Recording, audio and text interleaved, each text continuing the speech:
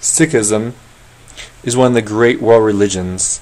Sikhism was started in the very early 16th century, and Sikh is a Tal, the religion that means student, learner, or disciple of God. Sikhs see themselves as people who are seeking after God, pun and no pun both intended, people who are students of God, learning about God, trying to create a relationship with God in their religious life in temples as well as in everyday life, in everything they do.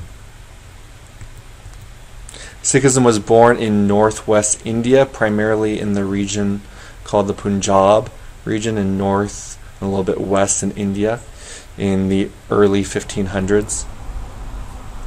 Today Sikhism has over 20 million followers, in fact over 25 million followers, many of whom live in India and Pakistan, but millions also live outside of the regions of its homeland, and places like England and the United States have very large Sikh populations as well. Today it is the 5th largest religion in the world, so after Christianity, Islam, Buddhism, and Hinduism, Sikh actually has the largest number of followers. Sikhs are distinguished by their turbans and beards, and you can see my own professor there, Pashura Singh, a very eminent scholar of Sikhism who works at UC Riverside, my own doctoral alma mater, who I had the great privilege to study with and further my own learning about Sikhism through him.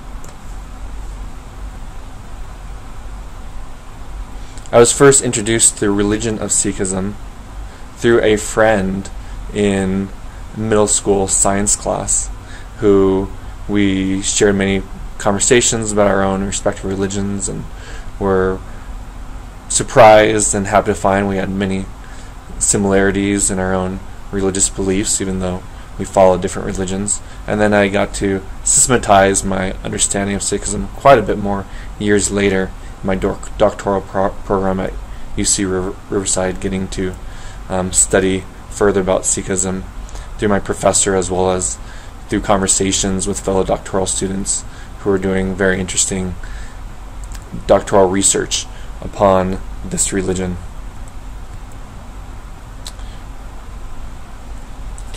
Another way I've connected with Sikhs in the United States is through participation in the Turban Day that is hosted by many Sikh student associations on college and university campuses across the United States. This event is somewhat inspired by the Hijab Day that is done by Muslim student associations across the United States. And Hijab Days, Muslims try to bring awareness of the headscarf or veil in which Muslim women wear as a sign of piety and a sign of the dignity they believe this headscarf gives them. Similarly, Sikhs wear the turban, both male and females, as a sign of their own faith and devotion to their own faith. And back in March of 2015, I tried to show solidarity towards the efforts of the Sikh students and participated in their Turban Day along with my father-in-law, Joseph Erlacher, who was visiting Southern California at that time, along with my mother-in-law. And so we got those nifty shirts, and they put the turban upon us, wrapped it around us in a very complex process, and dibs and kudos who go through all that trouble to put that on as a sign of faith every morning among the Sikhs, but very elegant symbol of their faith. One of the ways this event is very important to Sikhs and to the American public is to resist stereotypes and religious ignorance, which has been a source of not just prejudice in the mind, but sometimes, very unfortunately, actual physical and verbal assaults towards people of the Sikh community. After 9/11, in which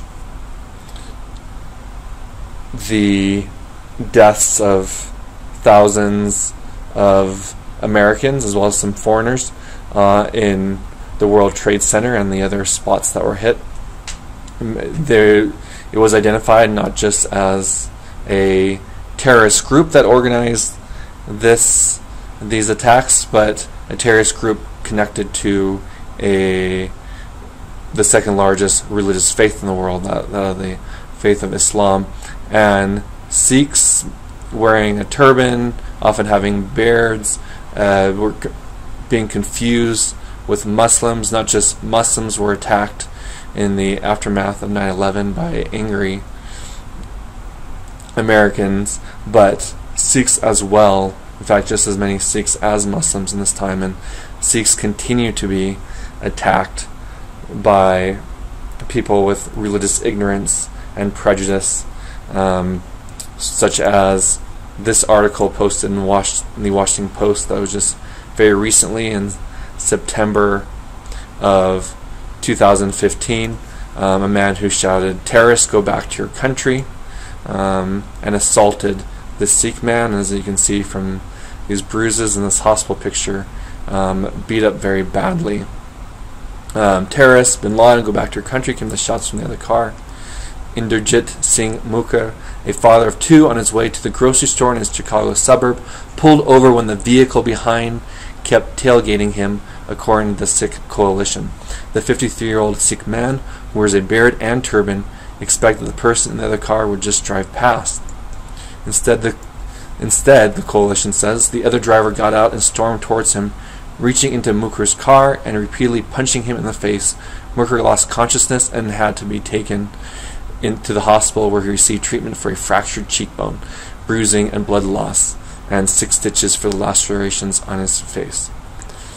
Police in Darien, Illinois, 30 miles southwest of downtown Chicago, said that this incident Tuesday night is being investigated as a hate crime, according to the NBC.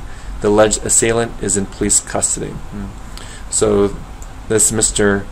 Mukher got away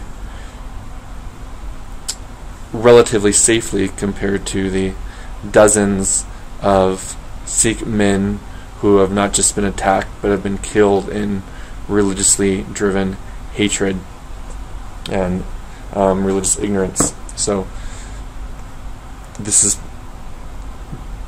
bringing more awareness about Sikhism as well as Islam, and the Islam practiced by the grand majority of Muslims being very distinct from that of the people who have terrorist agendas, as a way that they think they're serving their faith and the improvement of the world towards their faith. Sikhism arose in northwest India in the Punjab region of the 15th century in a socio-religious context defined by the interaction between Hindus and Muslims. Sometimes Muslims and Hindus got along very well as neighbors and friends in this region, sometimes even intermarrying. Other times they fought over religion and or political territorial control. One group who saw themselves as one group of people who saw harmony between Islam and Hinduism were those who came to be known as sants, saints, or holy people.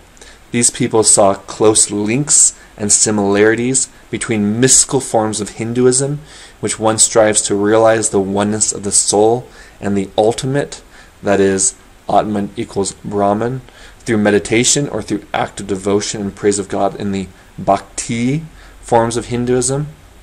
They saw connections between these forms of mystical Hinduism and mystical forms of Islam, such as Sufism, where Muslims strive to realize that same feeling of immersion in God's presence through prayer and active praise of God.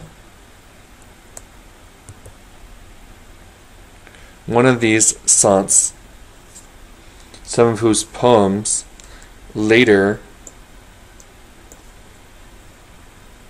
became integrated into the Sikh scripture, was named Kabir, which literally means the big, the grand, or the great. He was known to sit at his loom, and as he worked, he recited, memorized poetry in praise of God, as well as make up new songs of praise, striving to deepen his connection with the ultimate in everything he did. This man's poetry has been greatly celebrated, not just by Sikhs but by Hindus and Muslims, and him and his poetry is so famous that in some years back, India put his face upon one of their stamps, as you can see in the picture on the lower right. In one of his poems, he said, in speaking as if with the voice of God, "Are you looking for me? I am in the next seat. My shoulder is against yours. You will not find me in the stupas," okay, that is Buddhist holy places, "not in Indian shrine rooms, nor in synagogues, nor in cathedrals, not in masses, nor kirtans, not in legs winding your own neck, nor in eating nothing but vegetables. When you really look for me, you'll see me instantly. You'll find me in the tiniest house of time." Kabir says, "Student, tell me, what is God's? He is the breath inside the breath."